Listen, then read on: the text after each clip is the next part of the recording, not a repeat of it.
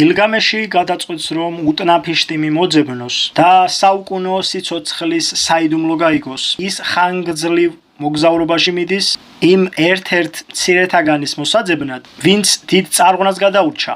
გილგამეში ურშანაბის ხვდება, რომელიც გილგამეშს ურჩევს, რომ 120 ხე მოჭრას და მათგან ნავი ააგოს, რათა იმ კუნძულზე მოხვდნენ, სადაც ცხოვრობს უტნაფიშტიმი. როცა იმ კუნძულს მიაღწევენ, სადაც უტნაფიშტიმი ცხოვრობს, გილგამეში თავის ამბავს მოუყვება უტნაფიშტიმს და დახმარებას თხოვს მას.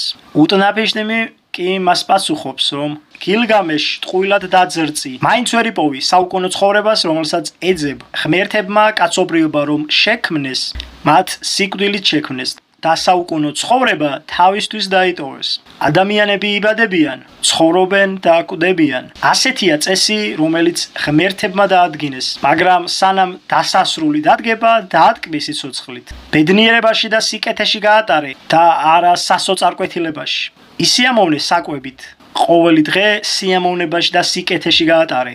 იბანავე და ზეთი იცხე, სუფთა სამოსით იარე.